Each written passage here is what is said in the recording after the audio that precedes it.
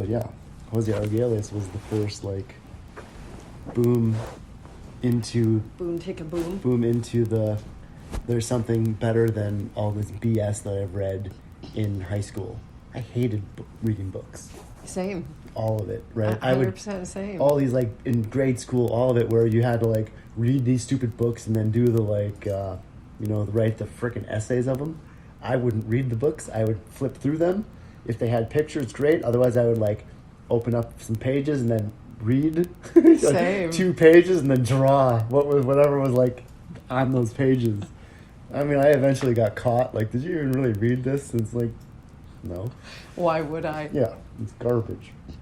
So, yeah, I mean, that was my high school, all of it was just like, this stuff is so dumb. It's useless information. Most of all the, geometry, right? I'd create, like, epic geometry. But geometry was like my advanced trigonometry, calculus, one of my worst classes. I'm surprised they even gave me credits in college for it. I got a D-. Well, and it's it's because they didn't make sense. Yeah. Well, it's like, right, they didn't give you a visual. There was real no visuals. Like, the all-sphere helps me understand geometry, and then it all makes sense. It's like, well, if I would have seen something like this, I would have had a better opportunity of understanding what the heck these numbers and equations were supposed to be about, right? They didn't even really break it even down to, like, a 4, 5, 3, 4, 5, 6, that these are, a triangle, a pentagon, a hexagon. Not even in that simple form. So I'm just posting there for the pod. Yeah. Yay. Yeah, Jose, the first time I met Jose Arguelles, I didn't know who he was. I had a spontaneous healing of a mass in my bowel, which took me to these studies called Psych K, which were all about balancing the hemispheres of the brain back into one brain in coherence, which explained to me how I could have a spontaneous healing. And then I was studying this work called Psych K, and then I got this email about this conference called The Tipping Point. And I had never heard of any of the people who were there: Barbara Marx Hubbard, Jose Arguelles, Daniel Pinchback, Grandma Flor de Mayo, Barbara Marx Hubbard. They were all there. I didn't know who any of them were. And so I went, got a table, ended up being next to Autumn Sky, who's like one of the most famous painters, and didn't know who she was, watched her paint, watched her sell like these incredible paintings, just making thousands and thousands of dollars at this event. And then there was this guy named Pete Wishmore who had a table across from me, and he was selling crystals, and he had this kind of like booth that like activated people and stuff. And so the conference starts, and John Kimmy did the opening, and he was the one who carried the Hopi cloth for the Hopi people. And I went and sat and listened to him, and I was crying by the end because I realized there was something really big going on the planet that I had no idea. And he was explaining how, like, after the canister of ashes fell to the earth, the Hopi people, or these indigenous people who had, each clan in the tribe had a story, but none of them knew what the other stories were. Each clan held their story sacred. And then they all knew they had to come together and unify their stories. And after they did, the Tibetans knew that they had to come to Hopi land in North America, and the Mayans knew they had to come, and the Australian Indigenous. And I was like, OMG, there's something really big going on here. And so Pete, the crystal guy across from me, when Jose Arguelles was doing his sharing, he comes running by and he's like, Jose's up. And I'm like, who's Jose? And he's like, Jose Arguelles, you don't know who he is, and you're at this conference and it's the day out of time? Yeah, that's hilarious. I was like, I have no idea. And he's like, you need to get in there now. And seeing Jose speak and going, who is this cosmic galactic being, and listening to him talk and not understanding what he was, and just like, it was the first time I'd really been in the presence. I've never been in the presence of anyone like Jose. I mean, the way Jose spoke and everything, his stream of consciousness was coming from someplace so unique. So unique. Quetzalcoatl. Oh my gosh. And so I was just like eyes so wide and trying to follow what this man was saying and not really knowing what he was talking about. But my whole heart chakra was opening, and that whole conference was just like mind-boggling. And then at the end, I ended up being invited into this little gathering with John Kimmy, and he announces that he's going to pass his Hopi cloth on to his apprentice. And it was just one thing after another in the presence of all of them. And then like a year later, I get all these physics downloads and quantum physics downloads, these equations, and I think I'm writing this book on quantum physics and I don't know anything about it. And the guidance is like, no, you're going to make a movie called Awaken. And then they said, contact Jose and John. And so you've probably heard me talk about this in the love streams, but they both died like a month before that. And I was like, what? You guys left us? And they're like, we didn't leave you. You got a job to do, girl. Do your job. So the great mystery and the veils unlocking and like hugging these people, you know? It's part of this great mystical thing right now that has like, there's such a humor to it, because you start to realize that there's this greater knowing and the veils are going to open and we're all going to come together in the Miracle Jubilee. Yeah, we're already together.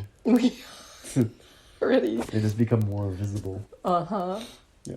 Yeah. Well, just like the unicorns and all the other creatures that are in the vibration that we don't see because it's slower. It's slower yet higher vibration. I love your bumper sticker, by the way. Yeah, that's a good one. It's so cute. Yeah. Gotta have the iridescent rainbow. Unicorn. Yeah. So you found all the books. Yeah, found all the books and just started deep diving into them because finally I had something that made sense. So yeah, reading the Ken Carey books, Return of the Bird Tribe, which was prophetic and epic, and the Mayan Factor from Jose, Carl Kalaman years later, all the Celestine Prophecy, what else was next? Then it started getting right into Eckhart Tolle. And what else is there really? Those are the main ones. But like reading those things and it's like, oh my God, finally. Like, right? Like actual education, right? There's something beneficial to this, right? And then trying to like share that information, right? And what I know is like, this was wisdom, and then try to share that with people in the Midwest. I mean, I had my close friends, couple people that like were on the same, that's where we're going. Like, this makes sense. Everybody else is like, you guys are insane, right? And it was like, it didn't really make full sense until then.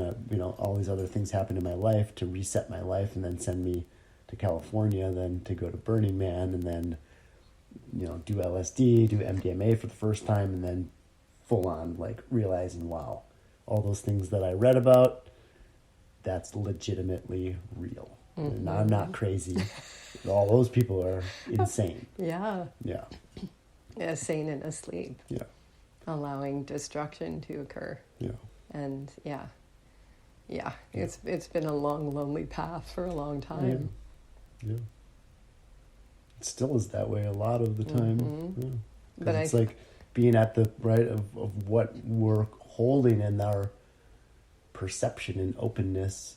It's a rare thing still, but that's where we just keep holding the vision and attracting it so that it can keep expanding and trickling out into everybody else's consciousness. And the animals and the plants, that's what they're doing at all times, are singing their songs and doing their things to like, come on humans, right? When the flies are flying by and like annoying the shit out of you, that's just to get your attention, to like drop into presence and like hang out. It has nothing to do with annoying you. It's only annoying your ego, right? If you can like chill out and actually like sit with it. I had an ayahuasca ceremony one time where there was a guy sitting next to me, and this fly was flying like between us, and this dude, like, it's distracting me, swatting at it, and he's getting annoyed, right? And this fly is just laughing. like this guy, he can't concentrate. And then the fly comes over and he lands on my forehead. and then I meditate with it, right? And just feel him walking around, and he goes right to my third eye. And then I full on, it did something to my third eye, and I had my sacred geometry in my third eye opened up, and I had profound sacred geometry coming from this fly. So it just shows you, right? It's like these are Earth's emissaries. Mm-hmm. They're guides to wake us up. Yeah. It's like stop swatting at them. It's like they're trying to give you information. There's a reason that the Earth is sending them to you, right? It doesn't have to do with killing them. It has to do with there's a message. If you can look beyond your ego and your annoyances, let them reveal their purpose. Absolutely. Yeah. Spiders in the house. Yeah. I always used to be rescuing all the spiders while my mom was squashing them. Yeah. And it's like, gosh, I'm honored that they're in. Yeah, nowadays it's like, thank God they're picking off the ants that are coming in, because otherwise those ants get loose. If they get it to the kitchen counter, then there's 1,000 of them, and then there's 1,000,000 of them. Yeah, but that's where I like my grandmother spiders with their geometrical webs holding the container, right? No, keeping the intruders out. Totally. Yeah. I had a really cool experience with ants one time. I was with this epic shaman in Australia named Dan Schreiber, and he was quite a renowned shaman. He was in ayahuasca, did a lot of ayahuasca work, and did a lot of work with the people in the Amazon and stuff. And so anyways, back in Australia, he had a retreat center that Harlan put me onto when I was in Australia, and it was a community space. And so someone brought some Indian dessert, how sugary those Indian desserts are, brought it home one night and left it on the counter. And in the morning, there was 8 trillion tiny little ants. I've never seen so many ants. Oh, yeah. And so we just tapped the cupboard, and we were like, okay, you guys have 10 minutes. 10 minutes, have what you want from the cake, and then you need to be gone. Yeah. And they were gone. They're so intelligent. Yeah. It's just nature, right? The beauty of if we just reach out and communicate. And I'm being reminded of how when I was first being contacted by the Indigenous, one of the first phone calls, one of the first messages I got was from one of the Star Knowledge family in the middle of the night saying something like, we know who you are and we need to connect with you. And so I spoke with her in the morning, and she brought a whole group of people onto this phone call, and it was all about the 13 colored corn, and that they had protected the 13 colored corn, and it had been hidden for 500 years, and they were resurfacing it again. And they said that the Indigenous people, when they knew that the 500 years of darkness were coming, they took the 13 colored corn and they put their memory into it. And then they programmed the computer, or the corn, to be like a computer to also record what was going to happen. And then they hid the corn away, and they had brought the 13 colored corn back 2 years before. And they were asking certain emissaries to carry that corn around the planet. And they said that it awakens the 13 strands of DNA, that everyone that worked with the corn, their consciousness was waking up. And also because, 75% of the food chain in the Western world has corn in it, and it's all GMO corn. And so they said the 13 colored corn was helping the GMO corn to wake up too. And so they had asked me to carry that corn and take it to certain places on the planet. But no, that's the corn you gave me. Oh, did I give you 13 colored corn too? Yes, because that's the 13 corn that you took to the Vatican. To the Vatican and put my God! In the thing. Yeah. And the rose quartz. Because I kept meaning to ask you when you kept saying the 13. Oh my gosh! Yeah. Wow.